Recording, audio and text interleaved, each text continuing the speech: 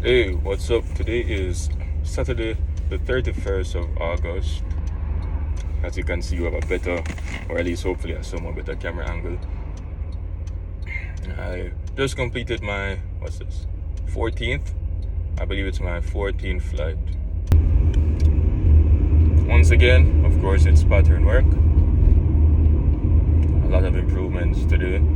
A lot of research and practice done in between today and the last flight on Tuesday. And I feel it paid off.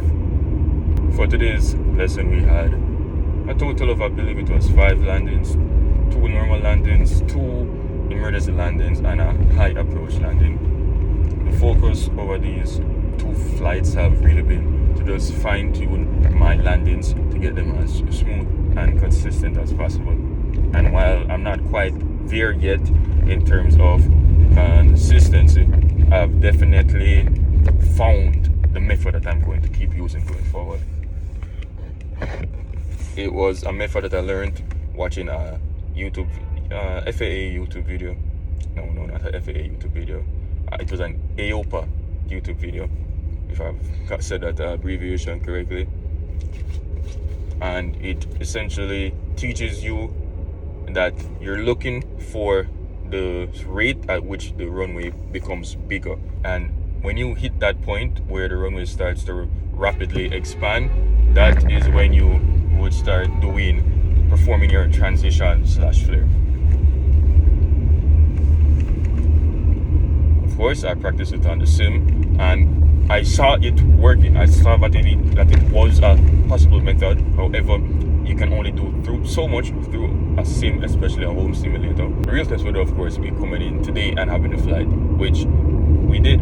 And the first landing I had today, that first normal landing, that was the prime example of how our landing should be. And it was achieved using that same method.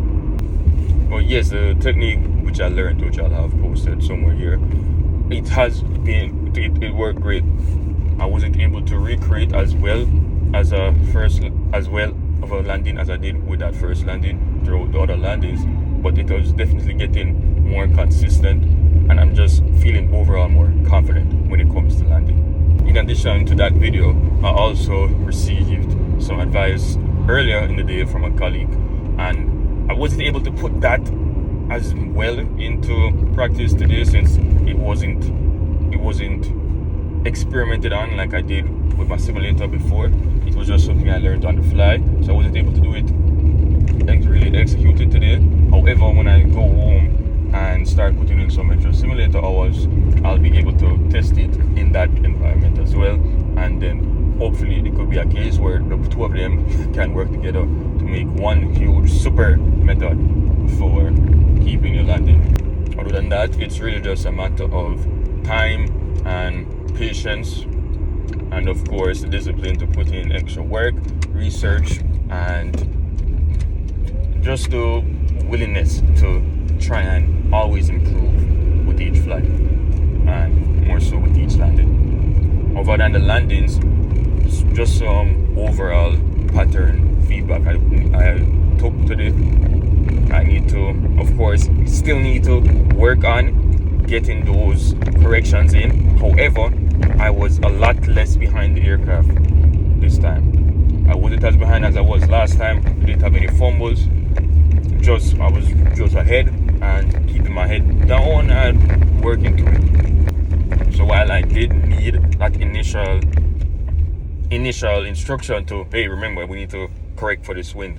When I didn't need that initial instruction, I was able to keep it while doing other things, which is what I was really lacking in the last flight. So again, it's just now to train the awareness of whenever I'm slipping off.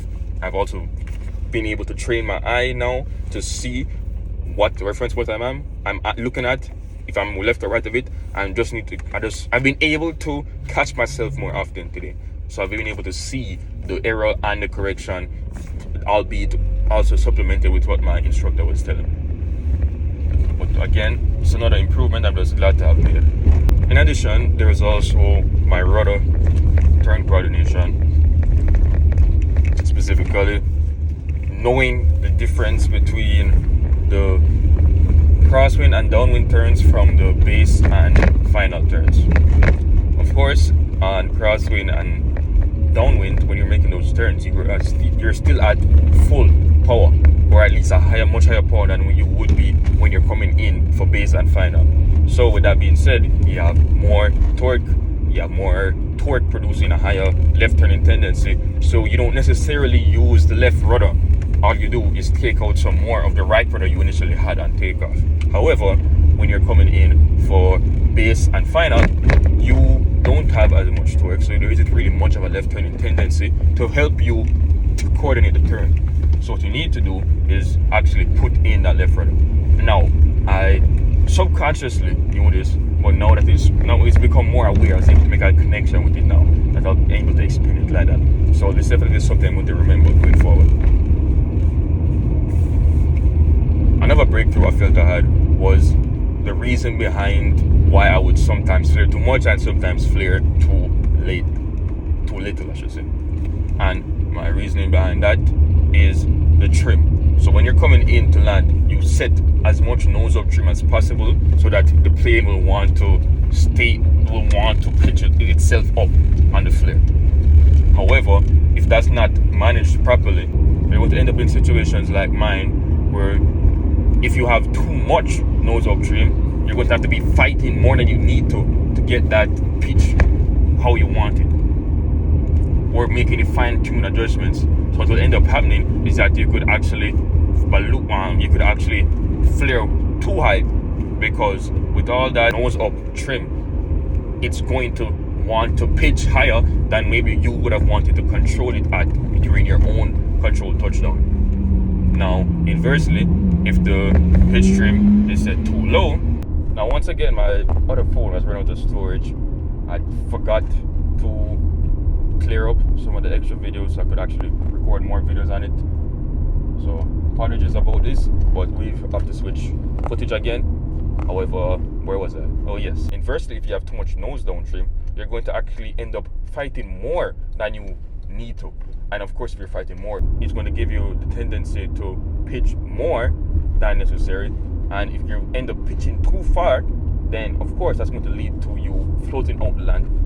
So right now my next focus, other than fine-tuning the visual picture I want to see when I'm landing, is also to now fine-tune how much trim I need to put in.